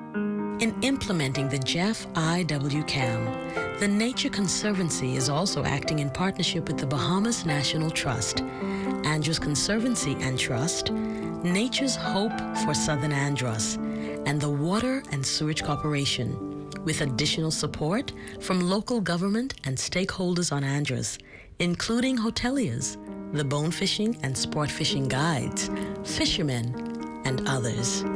The purpose of the project is to try to, across the entire Caribbean region, demonstrate activities related to integrated coastal and watershed management that's applicable to countries that are high countries, rich elevations, and those that are low countries.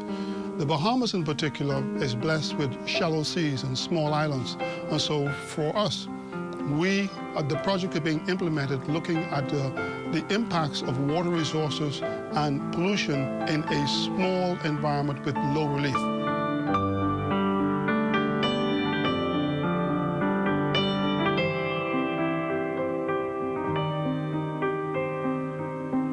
think about the fact that this beautiful island, underneath which floats so much fresh water upon which so many people in Nassau depend, and of course upon which all of the natural resources, the forest, the blue holes, the creeks, and by extension the reefs, depend on good, clean water inland in Andros. Besides fresh water, Andros has an abundance of natural resources that stretch beyond its coast, including the local marine ecosystem, with features such as the Great Barrier Reef, the tongue of the ocean, the Great Bahama Bank on the west side, and thousands of miles of creeks and inlets that offer one of the greatest nursery systems in this part of the world. Iguanas, various species of birds, mangroves, tarpon, and bonefish also exist in great numbers.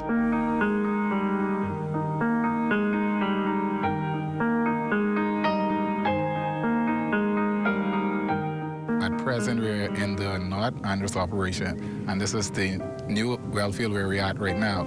And we have the new and old well field. They cover approximately over 20 square miles.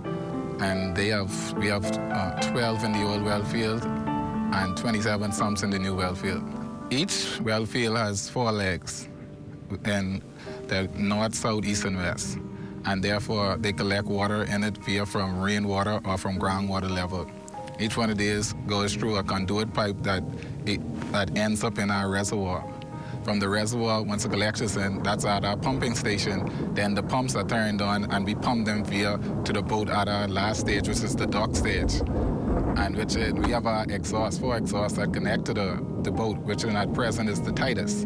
And then we just would run our pumping station engines for about 4 hours, and that would fill the boat and let the boat carry anywhere from 3 million gallons to 3.4 million gallons every day.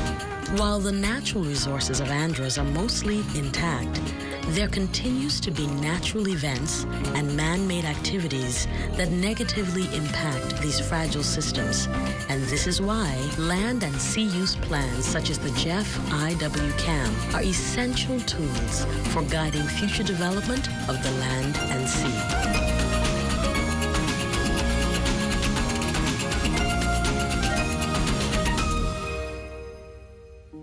Water is very, very important. We boast about Andros having the highest water reservoir throughout the archipelago. One of the things that I've noticed is that we are perhaps not taking care of this natural resource. One of the things that I would suggest to Androsian is to conserve our water. Our freshwater resources in South Andros is not as abundant as in the north, and that's mainly due to the fact that we don't have the abundance of rainfall that they have, because they have more of an abundance of pine. And I think that for us in the future, water might become a problem. I mean, even now we have areas in South Andros where there is no fresh potable water. People are using brackish water, and so we've seen where one well field has already been contaminated, and we all know that all the water in Andros is connected. And so that is something that we really, really need to take special care to ensure that we have fresh water for the future. In North Andros, our well fields are areas that are protected by the Water and Sewage Corporation. Those areas are clearly marked. In recent time, we have found that our residents are dumping garbage onto our well fields. We have seen people who started farms in these areas. There are times when we had to call into the police. We had to ask help to stop this kind of things taking place. I believe that our residents are not aware of the danger of farming near our well fields. The pesticides, the various chemicals used in their farming can very well cause a lot of harm. All right, some of my concern in the community, it goes back, I think one of the major ones is the dump site, proper waste management. And then another one is the blockage of the creeks. I mean, just like in Central Andros especially, we have like but 4, if I'm not mistaken, major blockers. That's Cargill Creek Bridge, London Creek and Stafford Creek. You have Stafford Creek itself. Then you have Fish Creek. And all of these blockers end up to corrosion in the back of the creeks and stuff. And then the creeks, I think, to my knowledge, is where most of the fish and the marine mammals and stuff mixed with the fresh water and the salt water, and that's where they hatch, and they end up out in the ocean and all that stuff. So my major concern is, number 1, the marine life when it comes to the blockage of the creek and the proper waste management. For generations, Androsians have been involved in bone fishing, crabbing, and sponging, among other nature-based industries. Although they continue to be sustainable, if mismanaged, development could pose a serious threat to the well-being of these livelihoods.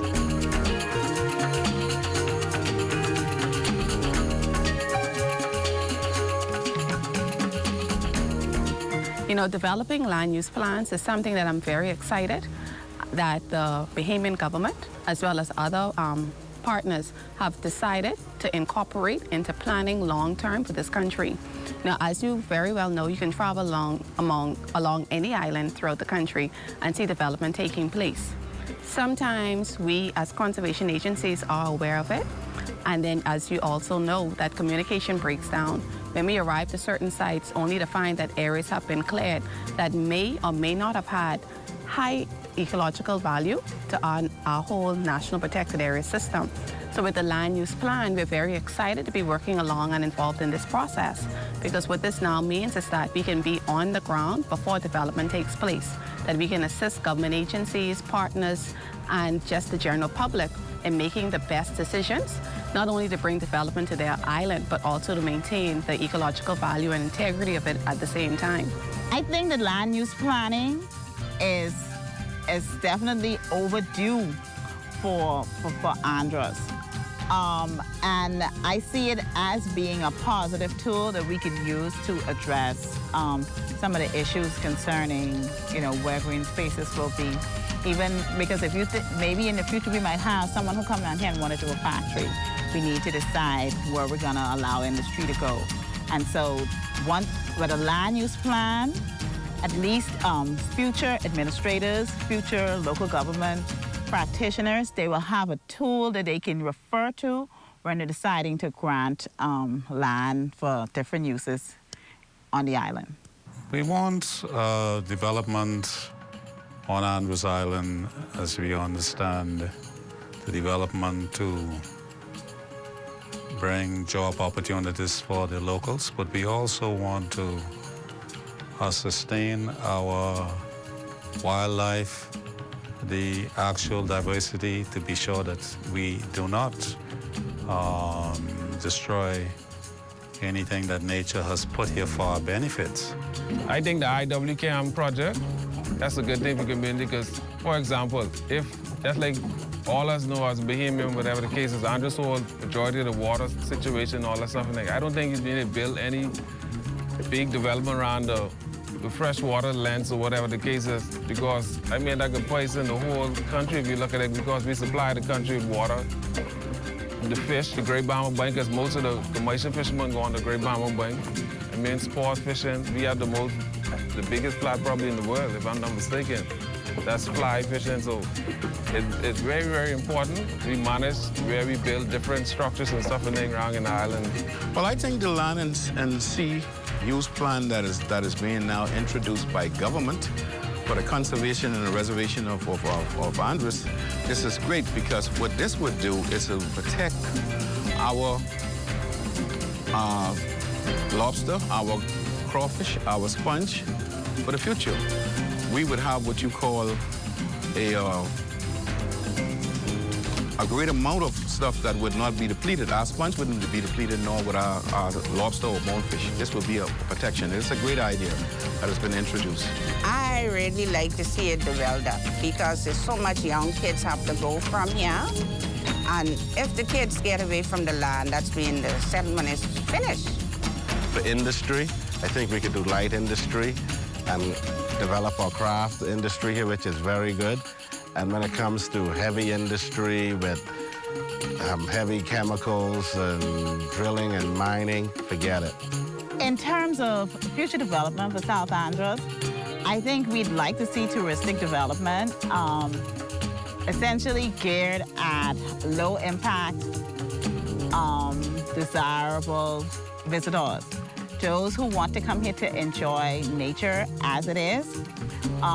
In terms of hotel development, I think we would want to see more small properties, preferably Bahamian-owned properties, springing up. So one of the things that we want to encourage is family groups getting together to run small family-run resorts.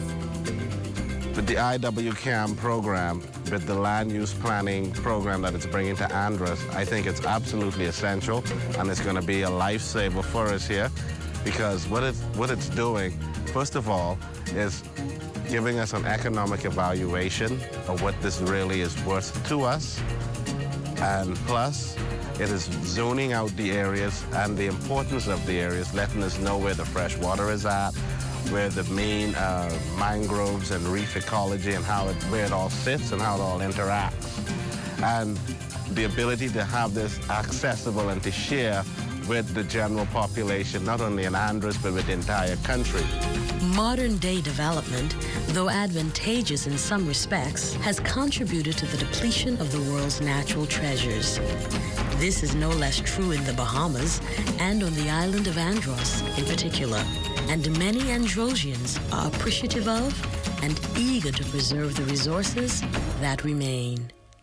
Land use planning is absolutely critical for our islands, especially as I think we're at a stage where people are now looking at this disaster that we have that we call planning in New Providence and going back to family islands. And so I think it's absolutely critical as we think about relocating populations and starting new industries and doing all sorts of things that we have to go to all of these islands with a clear plan of action, a clear understanding of what can work where and what impact development is going to have on a particular resource. So planning for these islands is absolutely critical if we're going to avoid the mistakes that we have here in New Providence and in other Caribbean islands that didn't have the benefit of forward thinking and planning. We're very lucky in Andros because it is still an island, for the most part, which has a low population. There are some issues, there are some threats, but generally a lot of the island is still intact. Well, the primary threat to the land and the sea here in Andros, first of all, is the lack of education and understanding of what the resource is and its value. And the next threat is totally out of control development and indiscriminate dumping and waste management. And basically, there's no plan and use for the land. And right now, Nassau is overcrowded. The only place I see where Nassau population can move to is Andros. And if we don't have a land use for Andros, we would look just like Nassau in the future. And that would be most devastating to us. It would be absolutely unsustainable and devastating for the ecology of the island. So definitely, that's a big threat right now, is no land use management plan for the island. Our greatest concern to the west side is where we have motherships coming in from maybe Florida or elsewhere, poaching on our fish, and our community is not benefiting anything from it. With the implementation of the national park, we can have wardens out there patrolling these areas, and that would sort of deter the motherships from poaching our waters out there. We, the sponges, have to space the places, you understand? If we work in Spanish Well this month, then we will decide it. If everybody get together, we go in Loggerhead Creek the next time, and then after 2 or 3 months, we go down south. And that gives the sponge and the bite right here, we call the bite, time to catch up again every 2 or 3 months. That's the only way to keep it going, you see. Recently, Andros been forecast as the eco-tourist destination. And I can see that now the base is setting, and the fact that you can do so well in that, I think it's step in the right direction to move Andros forward. Undoubtedly, the natural resources of Andros are unparalleled to those found on any other Bahamian island. Hence, the significance of land and sea use plans to aid national and local decision makers in developing the island so that these treasures are sustainably used well into the future. Included in the Land and Sea Use Plan by the Nature Conservancy is an inventory of the locations of all land and sea resources such as pinelands, coppice, wetlands, coral reefs, conch, and fresh water. But before the Land and Sea Use Plan for Andros can be presented to the government, years of research must be compiled. Detailed maps and databases must be created. Assessments of the economy and key resources conducted, and consultation with the various stakeholders and communities on Andros and New Providence must take place.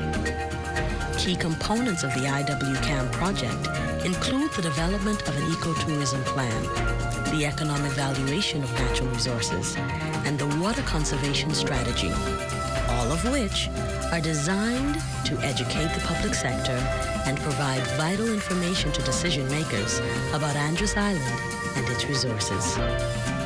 Whether global, regional, or local, initiatives like the Jeff IWCAM have one main objective in these islands: to build capacity in small island developing states by demonstrating how water and other important natural resources can be effectively and sustainably managed for generations to come.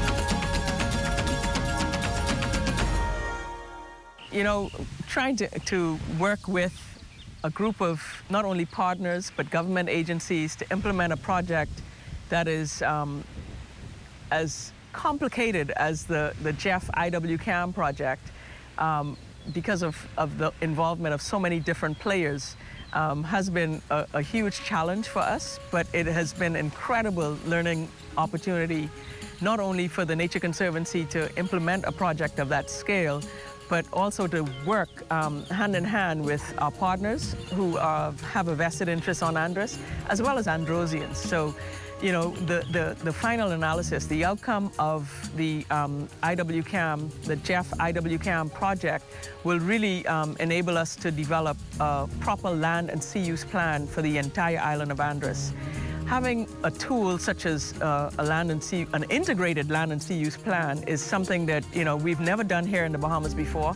We've heard a lot of talk about, you know, doing land use plans for many of the islands of the Bahamas. There's a new Subdivision and Planning Act coming on stream that really focuses a lot of attention on land use plans, but nobody has really focused a lot of attention on the development of an integrated land and sea use plan. So this IWCAM project that's being implemented on Andros is going to be the first of, and so it really makes me proud to have the Nature Conservancy lead this effort along with our partners to implement a plan that's going to be really effective in the long-term management of Andros as a whole. You know, the benefits of having an integrated approach, what happens on the land is going to affect the sea.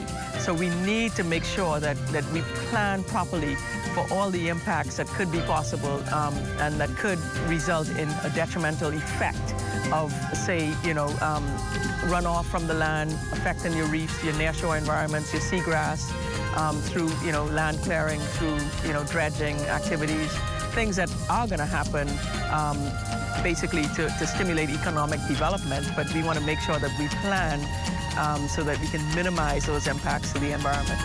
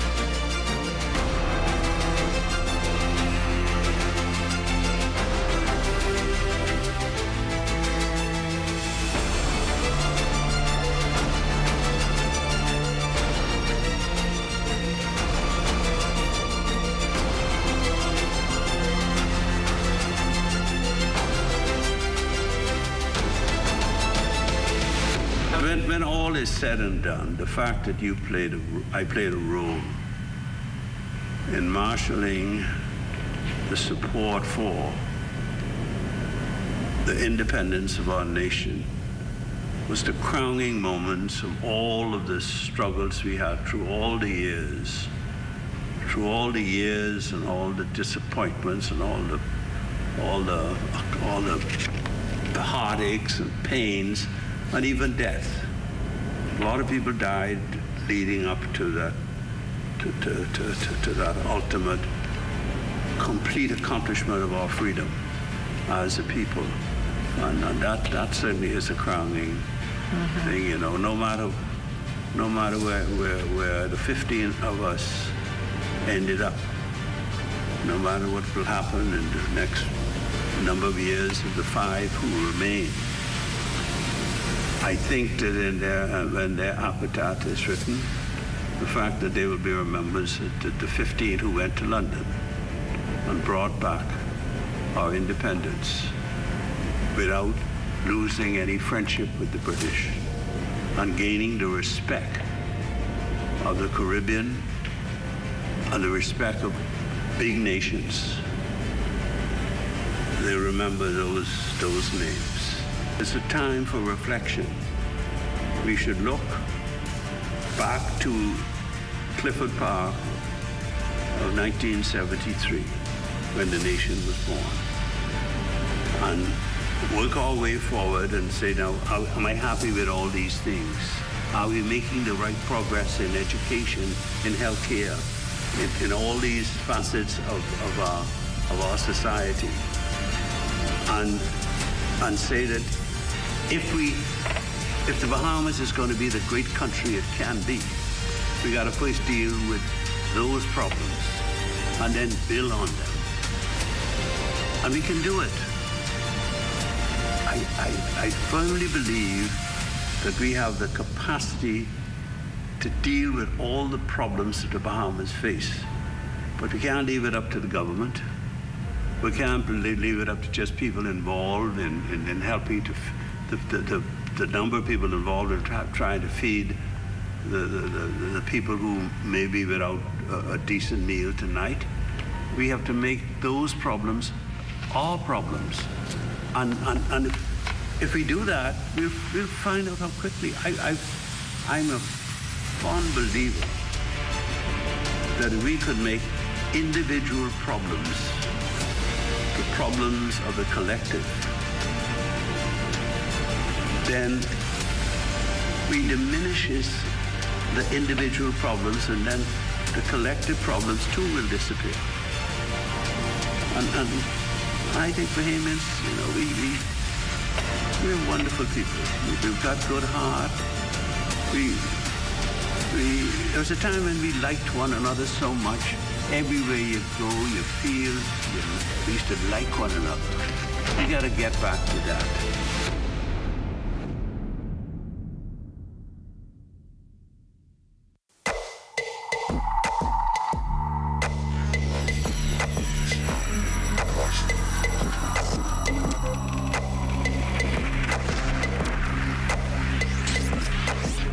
You're watching the ZNS Network, the People's Station.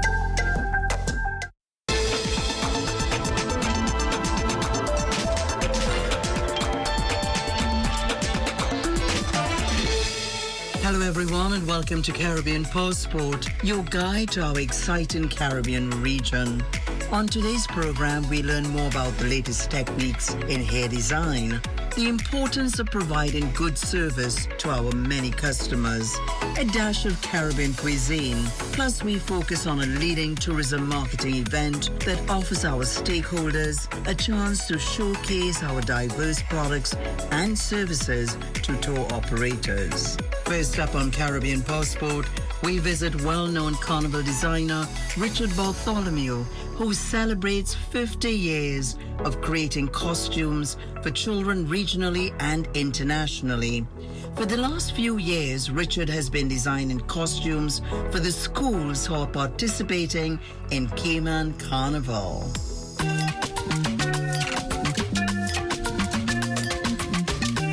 I started quite by accident, actually.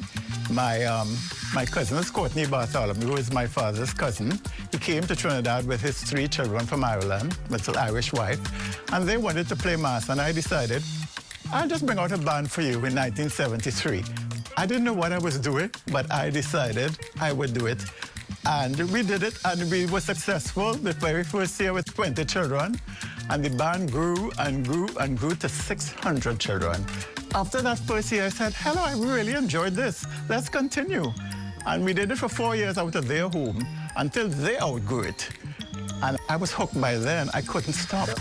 My grandmother used to bring out bands when they danced on trucks years ago. My mother was also an artist, and she also encouraged me with paints and craft. So I think it was there, but it just had to come out. There was an ad in the newspaper about looking for somebody to design. They were just starting the Junior Carnival in Cayman, so I decided I would try, and I got the job that first year, and that was 2004, I think. And it continued until now. I've been doing it many times. I've been there several times, more than 10. I love the country, and I love doing this for the schools there. It's all schools participation. Each school has a theme. But this year, we decided to do an overall theme for the whole carnival. It's called A Hearing Drums. So each school is doing a different type of drum. We are doing 3 different types here, but there's another designer from San Fernando who is doing some others as well. I had thought of doing a band about drums quite a while ago. And when I told the people in Cayman about it, the committee, they loved the idea. We started to do it in 2020. Of course, it never happened because of COVID. So we're now doing it again. The theme was A Hearing Drums. So there are so many different types of drums. I'm doing bongos from Africa, congas from South America, and tambourines. I just chose these 3 because these are the ones that I love. We're teaching the children that these different drums for different purposes. They can learn about where these drums are from, one, and what kind of sound they make. Although the costumes don't represent the sound, however, they learn what they're for. In Cayman, it's called Junior Batabanu. Now, Batabanu is the tracks that the turtle make. In 2019, we did a band. The theme was the turtle. I did the turtle cycle because the turtles coming out of the water to lay their eggs and make the tracks back down to the water, and you see the baby ones coming out of the eggs going back to the water. They came up with that theme, though, but I chose to do the turtle cycle. Our costumes are children's costumes. They are not like adult cut-down costumes. So they're well covered, and I always believe in extending the body of the children because children are small people.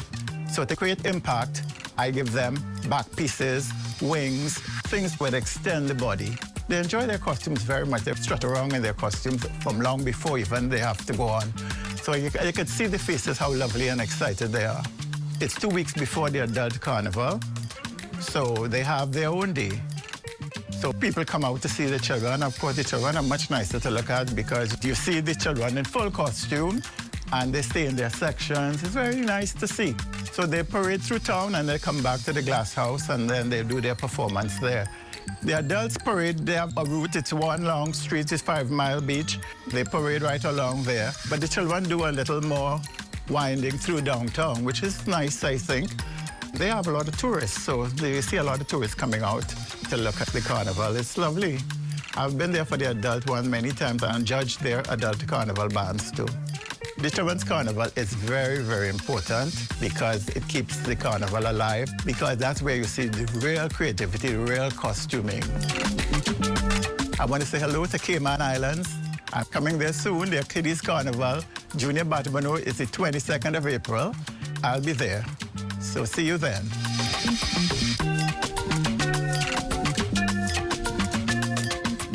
The amazing work of designer Richard Bartholomew.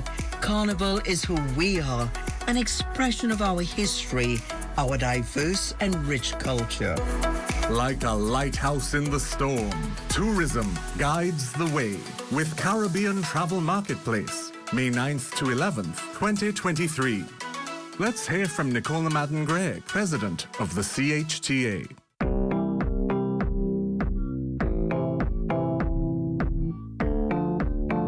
yes. It has been stormy for the better part of the last 4 years, hasn't it? COVID-19, the resultant economic fallout, the increasing impact of climate change. But for 12 months and counting, there has been a widening shaft of light bursting through the clouds here in the Caribbean, especially where the tourism scene is concerned. We are the fastest recovering region in terms of tourism. WTCC has given us a very rosy projection of the potential of Caribbean tourism, looking at by 2032 up to 1.43 million jobs in the industry and growth rate in terms of GDP of over 6% per annum. So when you look at the forecast of what the potential is and what that could do for a region, it's something we all have to pay attention to. The return to normalcy in this region involved an increasing number of events being staged, including the 2022 Caribbean Travel Marketplace, which was organized by the Caribbean Hotel and Tourism Association in Puerto Rico. We had an excellent turnout. We had over 750 delegates, as well as we had 54 new buyer companies. We made a concerted effort to really reach out into new markets, trying to get more buyers from non-traditional markets, and we did get some good traction out of Eastern Europe and Latin America. We're very excited this year. For the first time, we're going to Barbados for Caribbean Travel Marketplace, and that will be May 9th to the 11th. We added last year the Caribbean Travel Forum, which was the first time ever we were having a business forum prior to Marketplace, and we'll be having that again this year. That forum covers the business of tourism, so we get into some of the challenges that we're having. COVID taught us a lot. It really drove home to us what collaboration and how important collaboration is. We worked with our National Hotel Association, we worked with various government ministers, we worked with the CMOs, with CARFO, with OAS, to make sure that Caribbean tourism survived, and not only survive, but thrive. One of the other things that we're focusing on is looking at technology and seeing how we can embed technology into the tourism industry, both from the point of view of getting us more revenue on the front end in terms of distribution, marketing, and so on, but also from a point of efficiencies and how can we drive more efficiencies and create new products. The other element that we're focusing on for this marketplace, which will be part of the discussions, is small and medium-sized tourism enterprises. We have a lot of companies that came through the pandemic, but the recovery for them was much slower and harder. And through CHTA and our National Hotel Associations, we were able to benchmark a lot of the products and services and help them to kind of recover faster. Marketplace was designed and developed to bring all the major players into the Caribbean so that our small and micro and medium-sized tourism enterprises could get an opportunity to showcase their products and services. We'll be able to allow for pre- and post-stays where they can also visit some of the other islands within the Eastern Caribbean. And I think that's going to be important to drive what we're all working on, which is multi-destinational travel and the whole issue of interregional marketing.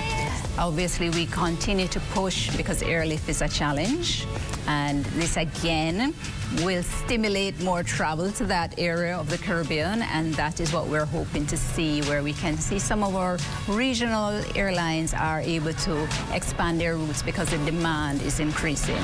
That marketplace this year, we intend to continue that conversation about regional aviation, as well as to look to develop more routes for especially the Eastern Caribbean, but also to showcase the real potential of tourism, both from its direct side as the indirect side in terms of its linkages. So it's going to be an exciting 2023 marketplace. Beyond the berms of seaside enjoyment, behind the scenes, continuous challenges are being faced down and tackled, all in the name of demonstrating the resilience necessary for Caribbean tourism to keep its head and shoulders above the global competition.